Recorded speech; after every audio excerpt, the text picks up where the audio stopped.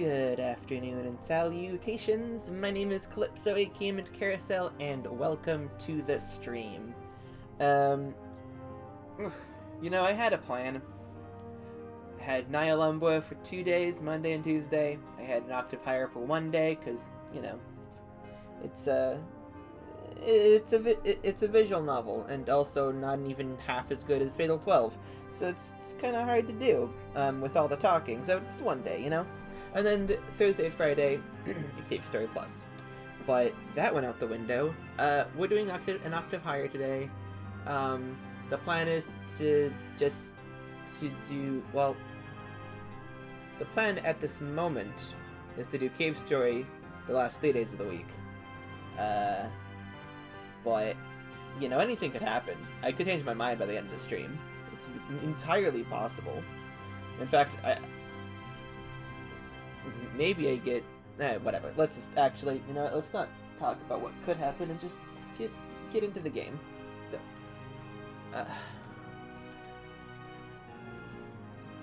let me make sure I was unmuted. Cool.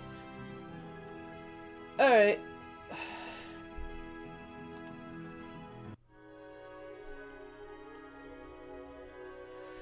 We've arrived at the conservatoire. Am I? I'm Elise. Yeah. I don't usually write reviews on Steam, but I think the only thing I will write is that I wish Aretha was a main character. That's all I would write. Aretha should have been her main character. Feels loud.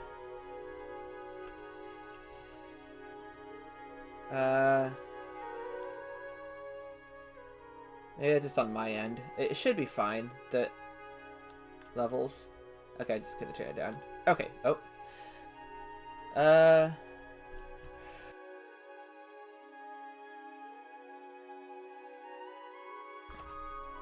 Oh, I'm France. Okay. Elise tags along behind me and Aretha, bobbling her head everywhere, occasionally spinning around to get a second look at whatever we walked past. Her eyes wander up, down, left, right, like a kid in an amusement park. Look! What is that? Elise is pointing to a sphere that is floating up and down above a pool of water, and moving and spinning in a spiral motion, while spraying water around and spreading amplified light in various colors. The water droplets act as a screen for the light that constantly moves with a sphere. Wow, it's so pretty. I remember standing in front of it every day in my first year, just watching the ball moving and spinning, until I understood how to build it. You can make that? Elise stares at Aretha, open-mouthed and bug-eyed. Maybe, if I had a pool that big in my house. Wow. You guys are like geniuses.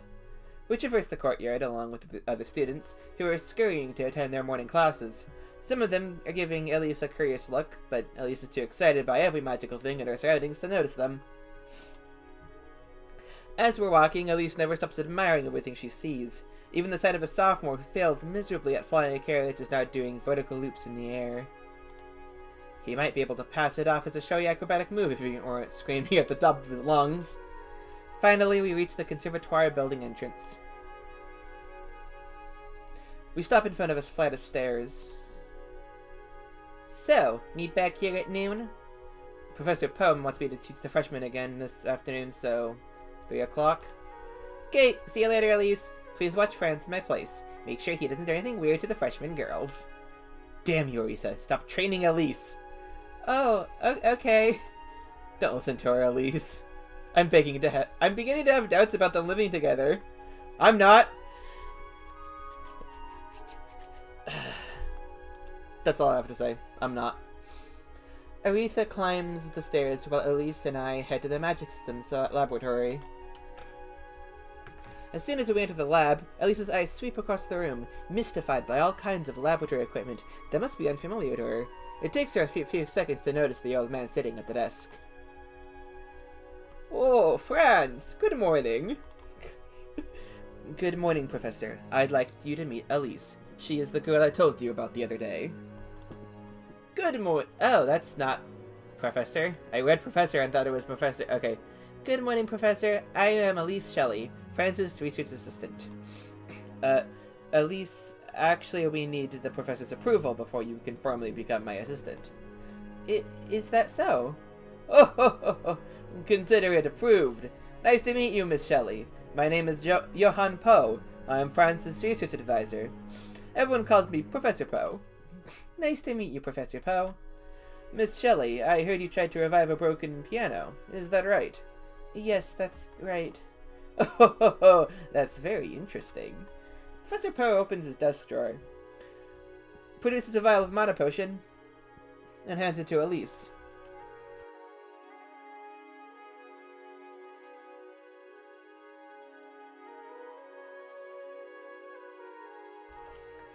Did I read this? I would like to see your magic, if I may. Sure. After I check that I'm not muted, after Elise receives the potion, Professor Poe grabs a piece of paper from his desk and tears it in half, then puts both torn pieces back on top of his desk. Do you think you can restore this paper to its original state? Elise cocks her head in silence. Her eyes glued to the two pieces of paper on the desk. I'll try. She takes the cap of the vial and gulps the potion down. As her right hand hovers a few inches above the paper, with palm facing down, she builds up compassion. Transform. Faint white light is emitted from her right hand. Amplify.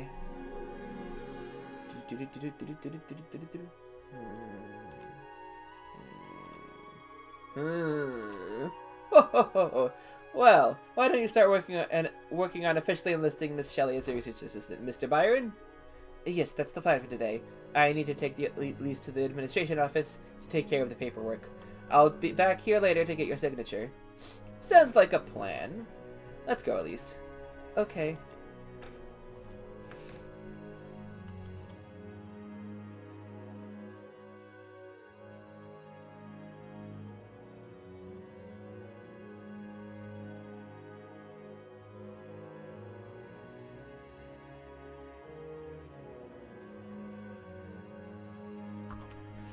The paper is still torn in two pieces, completely unaffected by Elise's magic. The spell didn't make the pieces move. It didn't transform them in any way. Nothing happened. Absolutely nothing happened. I didn't feel anything. It was just the usual revive within countless times. Nothing abnormal about it. We spend the whole morning doing paperwork. Normally the process is very quick if the assistant is also a conservatoire student, but because Elise is not a student, it's a bit more complicated. What complicates it even more is that Elise doesn't have any identification, which is hardly surprising given her circumstances, but the administrative assistant insists on following protocol. We finally resolved the issue with Professor Poe's help. When we're done with the administration stuff, it's already lunchtime, so I take Elise to the cafeteria. I've always thought that the prices here are student-friendly, but apparently, Elise thinks they're expensive. What can she possibly afford on her budget? Cat food? We go back to the laboratory after lunch. Have you taken care of everything? Yes, sir. Good. Welcome to the Magic Systems Laboratory, Miss Shelley. Yeah. Elise's head is hung low. Her eyes focus on the torn paper still on the desk. Don't worry about this. I'm sure your magic will greatly assist this research. Isn't that right, Franz? Yes, Professor, definitely. Well, I have a meeting to attend outside the conservatoire, so I shall take my leave. I'll leave the IMS class in your capable hands again, Franz. Remember that I have to teach the freshmen again. I take out my chronometer to check the time. It's just about to begin. Yes, Professor. Should I wait here, or... Oh, why don't you join Franz? Perhaps you'll learn something that can help you figure out a way to fix that piano. But I'm not a student here. Well, but you're now officially Franz's assistant, aren't you? Franz is my assistant, so by extension you're also my assistant. Alright. Good. I'll see you both tomorrow. Oh. Let's get going. It's almost time for class. Okay. Should she get new clothes so people don't, stare? I mean, it could be like a statement, but I feel like she's not making a statement by wearing factory worker clothes in the conservatoire. If she was making a statement, that would be cool, but she's not, so let's get her new clothes, maybe. I don't know. I head to the classroom, I think that said. Friends, what are you going to teach? To be honest, I have no idea. The class is all about the basics of magic and casting, so I pretty much just wing the lectures. We haven't gotten into anything complicated yet. Oh. Is there anything you specifically want me to talk about? No, not really. But there's something else I want to ask. Elise seems to have remembered something. Why is Professor Poe's room called Magic Systems Laboratory? I gaze at Elise as we walk side by side. Good idea. Huh? When we arrive at the classroom, I grab the door handle and open the door. Oh, we're switching. I follow Franz inside and close the door behind me. Franz moves to the front, facing the students, while I go to take a seat at the back. I can feel the students' eyes following me. They're probably wondering why there is a girl without a proper school uniform joining the class.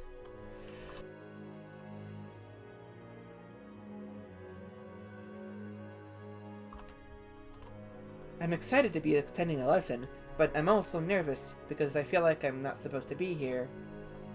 Good afternoon, class. Professor Poe is absent again today, so I'm standing in for him again. Lucky you. Last time we learned about one of the fundamentals of magical science, which is the magic formulae. Today I'm going to talk about another important thing that happens to be closely related to magic machines. If you don't know what a magic machine is by now, I suggest you drop out of school, because you are dangerously unobservant. They're everywhere, all around us. Now, think about your average magic machine. There are simple magic machines whose function is limited to one magic spell. For example, your stove can only cast fire. However, many magic machines are more complex, usually involving a combination or a series of magic spells.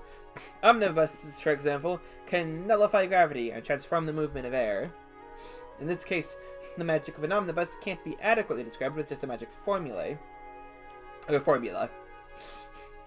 Which is why there is another model that's a little more complex called a magic system. Ah, right. Isn't that what they called when you had, in algebra, when you had fucking... I mean, you don't use formula, you would use, like, equations, not formula, but, equations, but when it had two variables, it was like a... was it called system?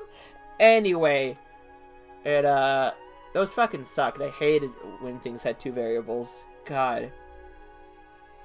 Okay, I'm just having flashbacks to math class. Alright, alright.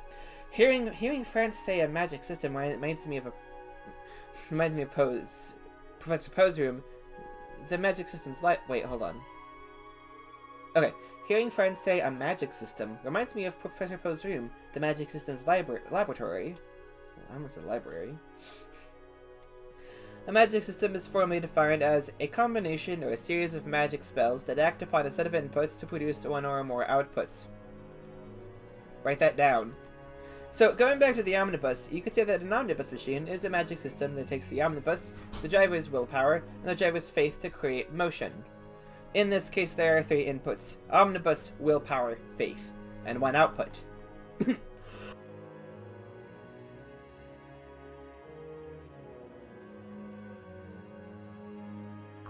Ooh, that snuck up on me. One output, motion. Basically, anything that uses magic spells to process something into something else.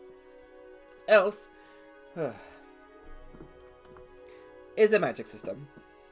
It doesn't even have to be a magic machine. For example...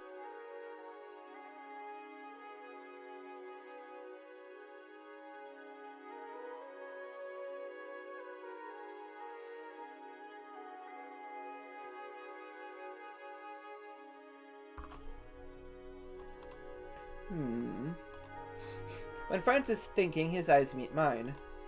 For example, the assembly line in a factory. To produce a chassis for a magic machine, first chunks of metal are deposited into a furnace, and then a factory worker melts the metal with fire. I was that factory worker. The liquefied metal is then transferred to a mold, and another worker turns the metal back into a solid by absorbing its heat using another spell. The result is our chassis part. And that other worker was Jude.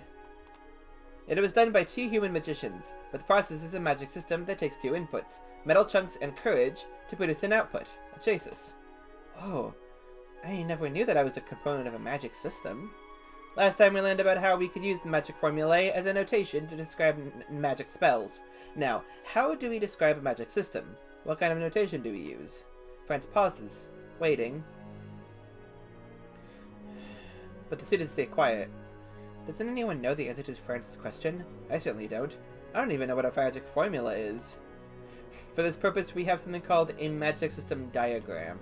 Of course, a magic system diagram... Of course! A magic system diagram to describe a magic system. I could have guessed that. Let me show you what it's like. France turns its back on the students to face the blackboard and starts drawing something. Oh, yeah, okay, that just looks like, fuck. Logic gates? Transistors? I don't know. Fuck, I'm probably making a thing. It looks like a computer thing. Really basic computer thing.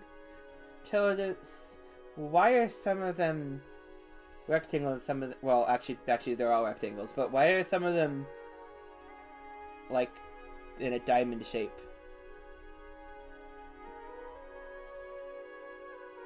Intelligence summon hot coal. Okay, so we intelligence summon. We want... Okay. Oh, okay, courage. Huh.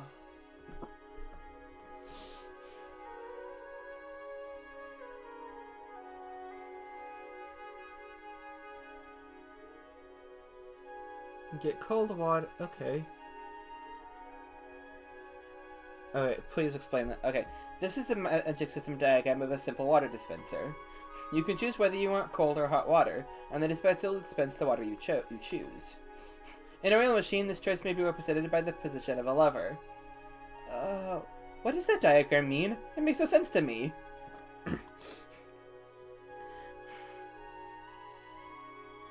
As you can see, when the machine is in cold mode, it summons water by using intelligence, and then the heat is nullified from the water. We get cold water as a result.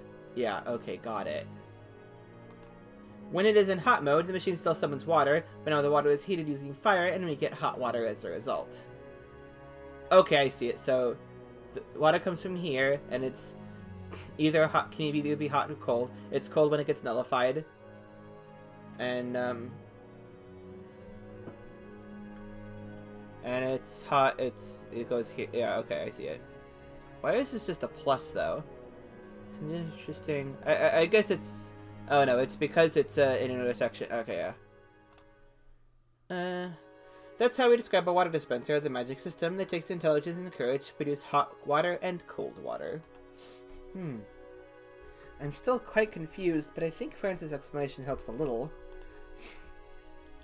After that, France continues explaining them about magic systems.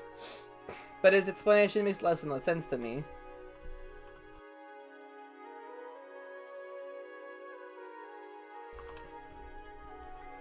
This reminds me of what Gasang told me yesterday. The magicians in his homeland can cast more powerful magic spells, but Overturian scientists know better ways of using magic as well as practical applications of magic. There is more to magic than just casting spells. What France is teaching right now is the science of magic. Well, that's the end of today's lesson.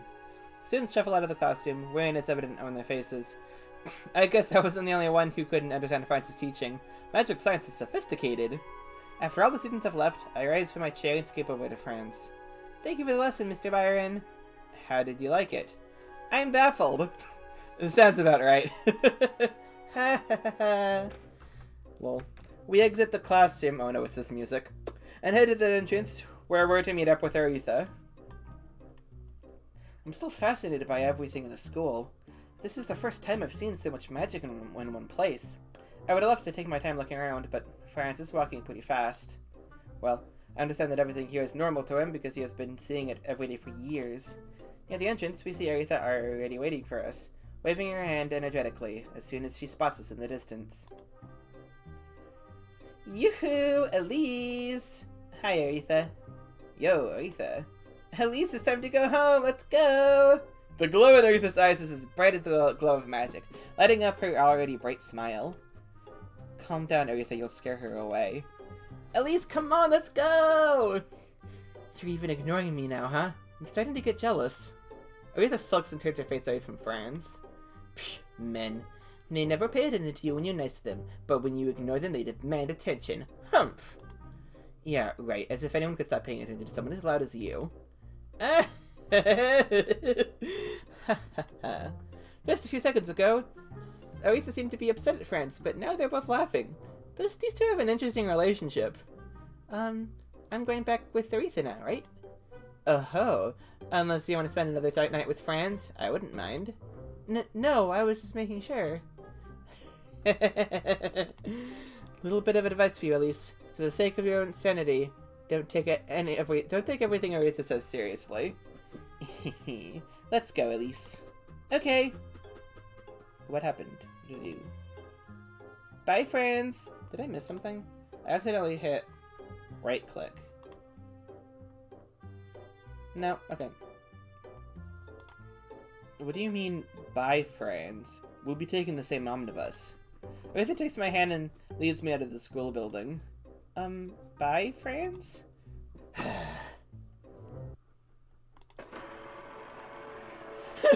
He's just still there. Friends, Aretha and I sit together on the omnibus, having small talks along the journey. We talk about everything from Francis and Aretha's activities in school to my work at the factory. Occasionally, Franz and Aretha would tease each other too, which I now understand to be their way of having fun. I used to think that the bourgeois despised us proles, but maybe that's not how it is. It's just that there's this social barrier that is preventing the two groups from communicating. For some reason, Franz, Aretha, and I are able to get past this barrier. And that reason is probably because okay, I'm misreading this, okay. And that reason is probably my magic, because that's the common ground between me trying to fix the piano and Francis' research. Without my magic, I'd still be living at Maison, if not on the street. Magic saved me. This must be the purpose of magic. This must be why the world has magic, why the world needs magic. Magic gives us hope. Magic is hope. Huh. Okay, this is my stop. Franz rises from his seat. Goodbye, girls. Bye, friends. Bye, friends. After the omnibus takes off again, I talk to Aretha. You and Franz are really close, almost like a couple. Yeah, we get that a lot, but we aren't a couple. You totally see each other. Do we? I'm not too sure about that. We're best friends, but I don't think romance will work out for us. Besides, sometimes when you're really close to someone, going into a romantic relationship with them would just feel like a downgrade. You know what I mean? Nah, not really. Have you known him long? Is he your childhood friend?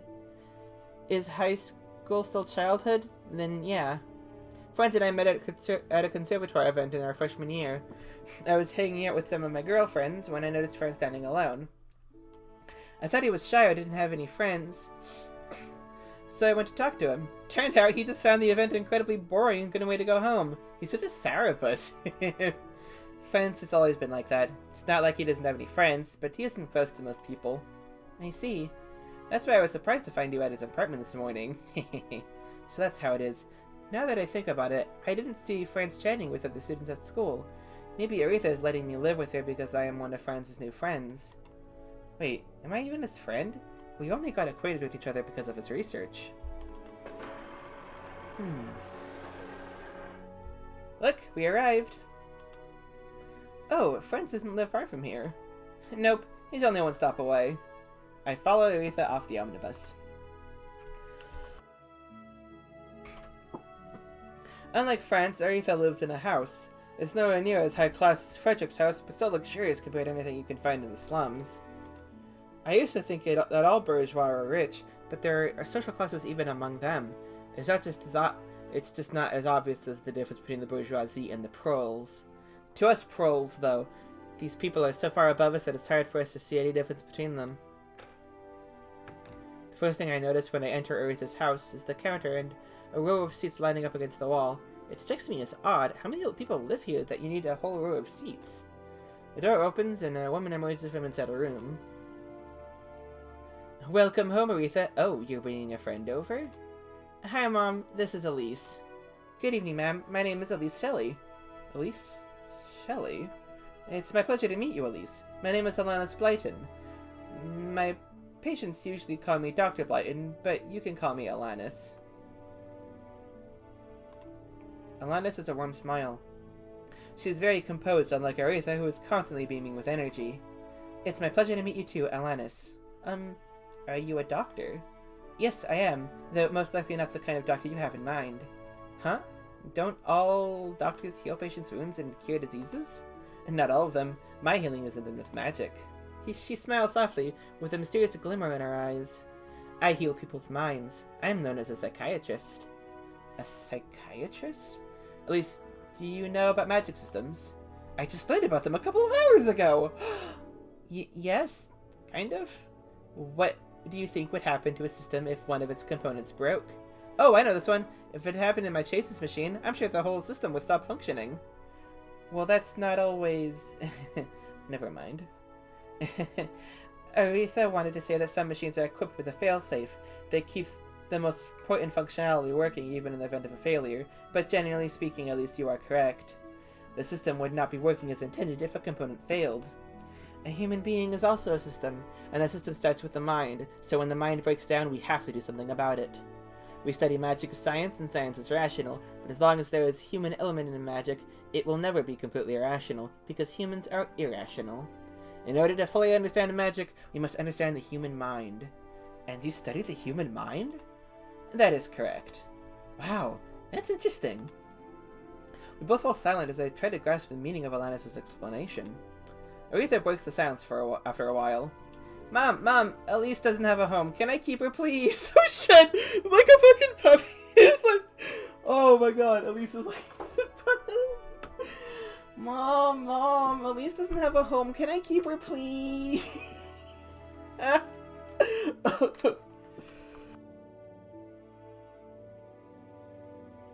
Oh my god, the fucking line. Holy shit. Wait. No. Fuck, what's...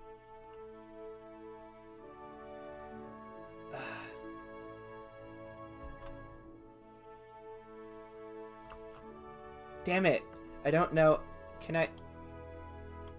Oh, okay, interesting. That's what right-click does.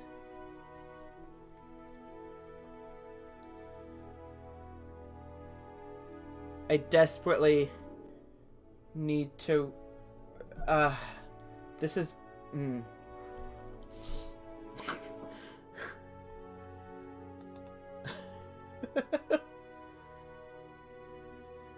Alright.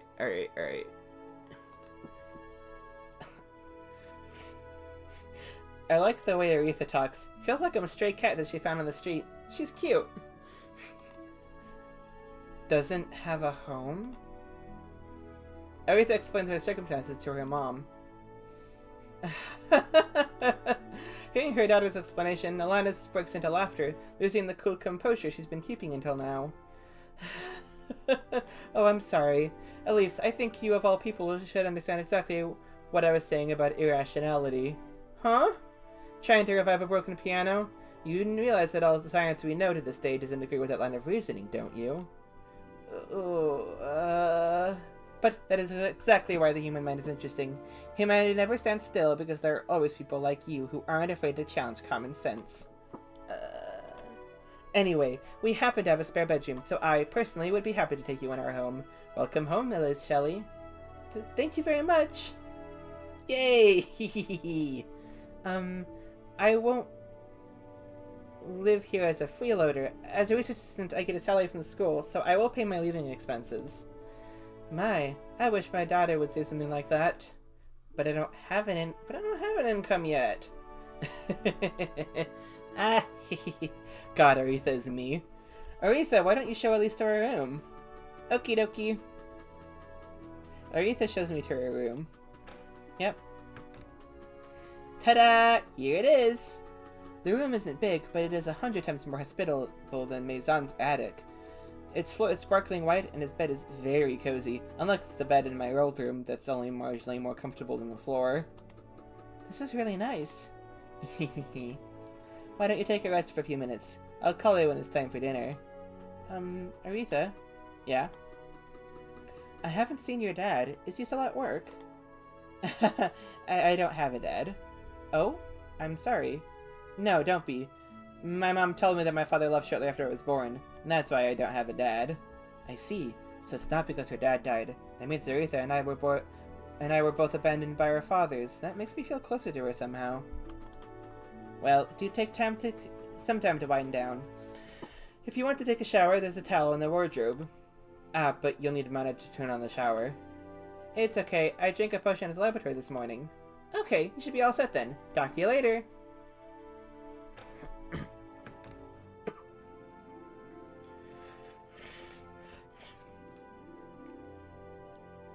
Honestly, the first thing an even slightly left-wing revolutionary government should probably do is nationalize mana production. Have it be a public service so that everyone gets mana potions. Yeah. Anyway, I sit on the bed and stare out of the window. I try to relax like Aretha told me, but my mind keeps wandering about. I remember visiting the school for the first time today, seeing its many enchanting magic machines.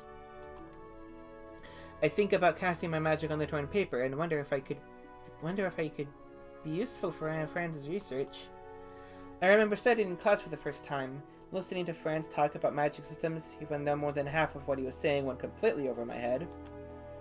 I think about Aretha and her mom, and what her mom told me. Magic, even as science, isn't completely rational because humans are irrational. A little bit later, Aretha calls me for dinner. Aretha, Alanis, and I have a long conversation over dinner, mostly about my life before I met Franz. I also tell them about how I was abandoned by my parents. Hey, my story almost drives Aretha to tears, whereas Alana seems to be particularly interested, asking me questions about my family.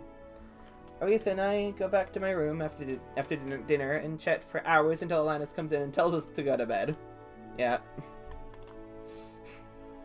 As I close my eyes and wait for sleep to come, I realize that today is the first time in so many years that I can sleep in a nice bed like this. It's funny. Yesterday I thought I'd spend the night sleeping on a street somewhere. 2 days ago I still thought that my 16th birthday would be my first day as a prostitute. But then the son of a lord took me for a prostitute. I got mad and ran away and decided to never go back to Maison de Beauvoir. It's strange, but somehow my life got better because he treated me like the kind of girl I thought I would have to become. Makes me wonder. Yes, he is. Did you not read what you just said? He made a rash, like, what's the word?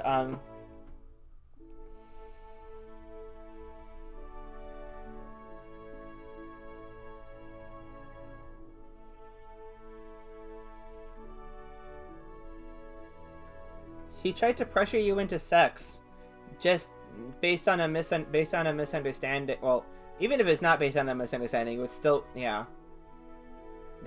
So, yes. Is Frederic really as bad as the lords who visit Maison every night? Yeah. Worse, maybe. He only thought I worked at Maison de Beauvoir because he had seen me there. I guess it's reasonable to assume that any young girl seen near Maison is a prostitute. Do I hate Frederic? Yes. I'm so glad I gave this choice. Hold on. I'm going to... Oh. I'm going to savor this moment. Thank you, game, for giving me this chance. I hope that this doesn't...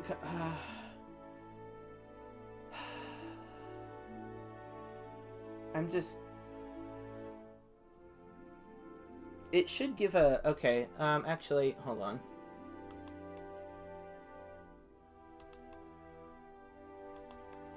Okay. If I press don't hate. This should probably go, right? This one. But what happens if I press this one? I don't know. So I saved it just to make sure. So let's... It doesn't feel like the game wants me to say I hate Frederic. Maybe it does because of the way she was talking about this before then. So I'm kind of confused as to why I'm getting a... I don't know. But, yes. But of course I hate him. Reasonable or not, he shouldn't have just assumed that I was a whore. And how rude of him to invite me to his home just to ask such a vile question. It's more that he was pressuring you to sex, not that I mean, yeah. I'm only a commodity to him. No, he isn't any better than the men who go to Maison. Yeah, exactly. Yeah. I don't ever want to see him again. Yes, thank fucking God.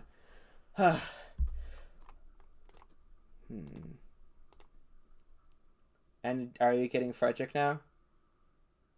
Oh, not telling me. Fire Day. 29 Sextilis, AM 313. Yep, here's Frederic. Alright. Stupid. Can't believe what adult I am. What the hell was I saying? Service me, Elise. What the bloody hell was that? What was I thinking? I should have had myself flogged. I'm such a fool.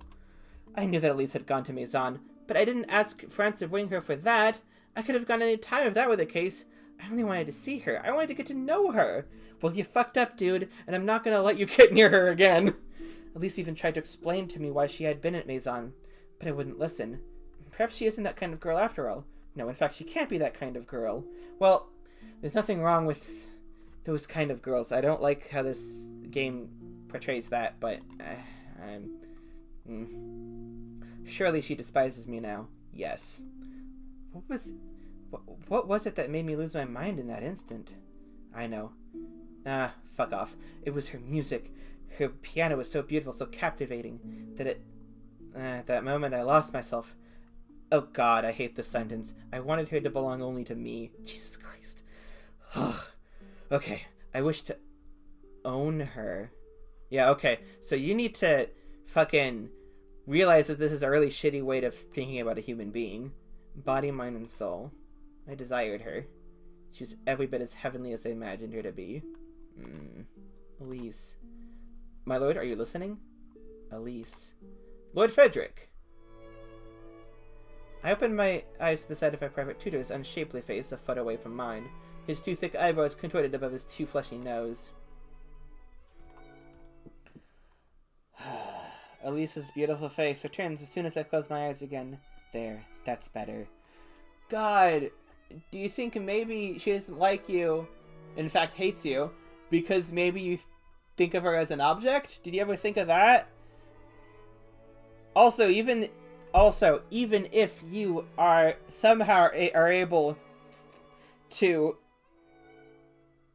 untangle this way of thinking about other people and not see them as objects, but see them and see her as a human being, you're still not gonna get her. It's not gonna happen.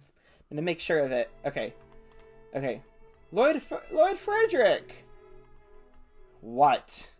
It takes incredible self-control not to break this man's nose at this very instant. He backs away and sits down on the chair across from me.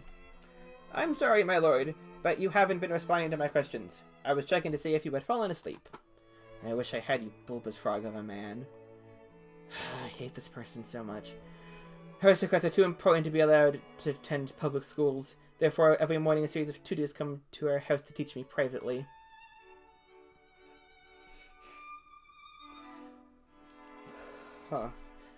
As I was saying, because magicians unleash magic from their hands, arm exercises have been known to improve magicians' ability to cast stronger magic spells. They build the arms and physical endurance to withstand the... Right, now I'm supposed to be studying practical magic, a subject that I normally enjoy because it isn't boring like magical science and its endless theories. Unfortunately, today I'm not in the mood to study anything. My mind keeps coming back to Elise. What should I do now? But will I say that next time I see her? Lol, next time. Yeah, I know the game's gonna contrive something, but lol, next time. Will I even see her again? God willing. No. I heard she ended up being Fran's research assistant, so I may have a chance to meet her again. Maybe I could just go to the conservatory and pretend to look for Franz. But what would I be looking for him for? Why would the great Lord Frederic Godwin need to meet up with a simple student? His research project is the obvious answer, but no, that'd be too strange. I don't even understand the damn project in the first place. Besides, I have nothing to do with the project, and my dispassion for compassion is legendary. And even if I could see Elise, what would I say to her? Hi, Elise, how are you doing? She would scream that I was a pervert. Yeah, either that or she would ignore me. So going to see Franz would be a waste of my time. There's no tricking my way into a confrontation here. There's only one way to make amends. I've got to apologize to Elise. I must tell her I'm sorry. Yes, that's the first step, but are you sorry? Are you sorry for what you actually did or what you think you did? Are you sorry for treating her like an object, or are you sorry that I don't know. What are you sorry for? But how? How do I apologize to her if I don't know how to meet her again? Which is why many professional sorcerer players incorporate physical exercises in addition to magic practice into their training. Furthermore, what did you say? I beg your pardon? Please repeat what you just told me. The exact sentence. Many professional sorcerer players incorporate... That's it! You're a damn genius! I raised up from my chair with my finger pointed at my tutor's fat, pockmarked nose. Oh, what? By the way, please mind your language, my lord. Your father would be angry if he heard that. Wait, heard what? Damned. Okay, got it.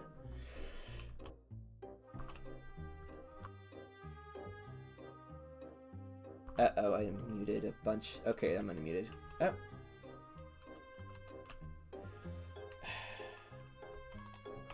That's it. Sorcerer.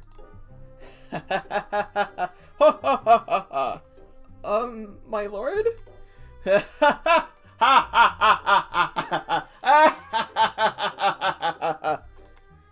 My lord, is something wrong?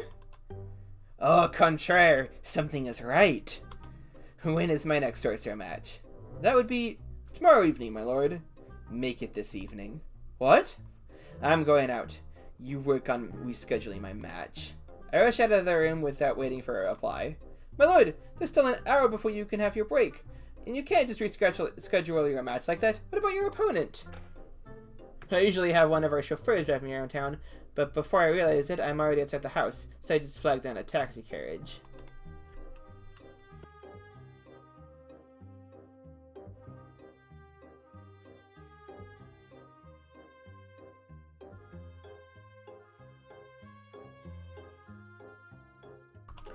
Take me to the Conservatoire de Ouverture.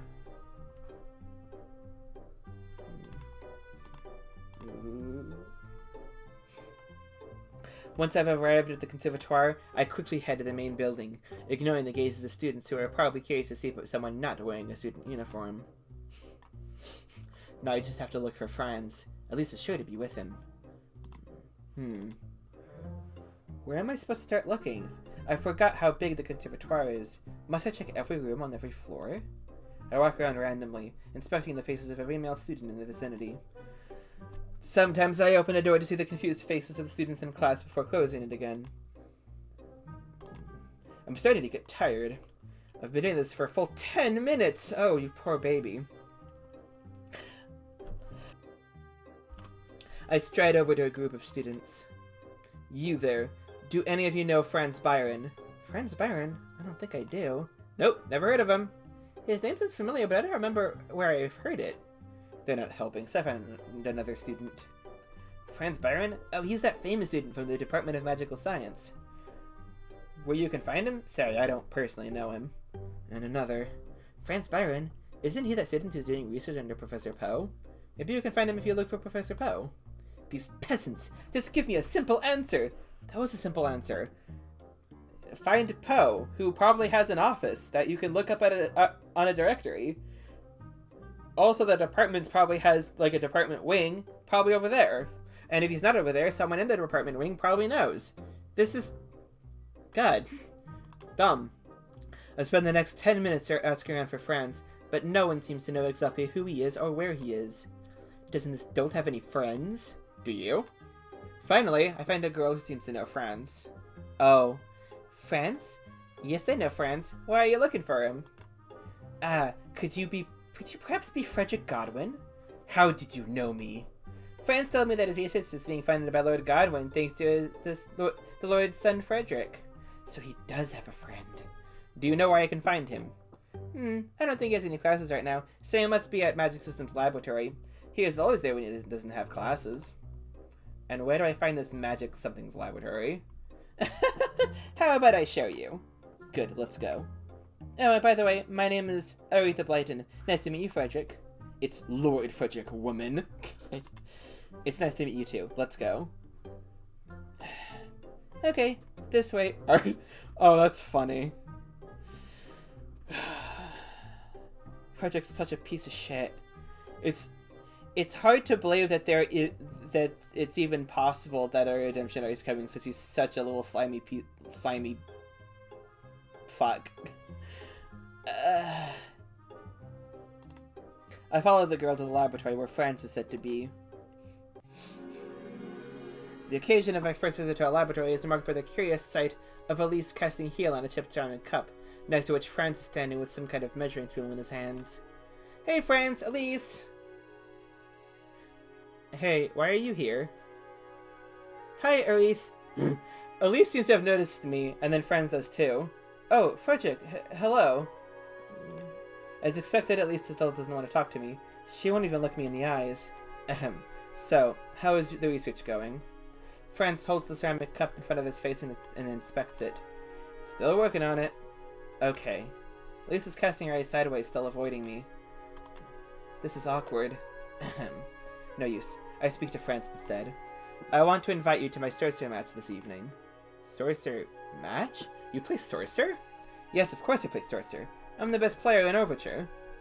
Oh, I've never watched the sorcerer match. Elise timidly glances at me, briefly opens her mouth, but then looks away again. Elise, do you know sorcerer? No. I see.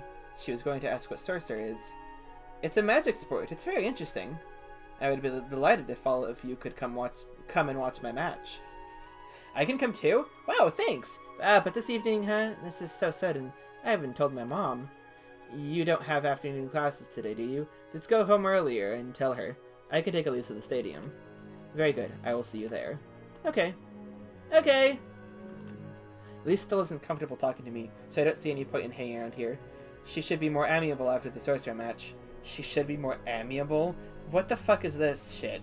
Well, if you'll excuse me, I'll have to make preparations for tonight's battle. I'll leave the conservatoire and take a taxi carriage to the Sorcerer Stadium. Evening comes and it's time for my match. Alright. Yeah, 50 minutes is good enough. I think we're gonna break. No, I'm getting low on water. I'm definitely gonna need more than that for that, so the break will be a little bit longer than usual. I usually do it, like, immediately, but gonna have to go for that, so... But, you know, before that actually happens, if you're watching on Twitch, if you're watching live on Twitch, the stream will stop and restart. As I said, the break will be a little bit longer because I have to get water. If you're watching on YouTube, this is the end of the video, and I thank you for watching. Hope you enjoyed. Subscribe on YouTube, follow on Twitch, do all that stuff, like any things that are liking if you enjoyed it or whatever. And yeah, this has been an octave higher, and I've been Calypso, I Came in Carousel. Stay tuned.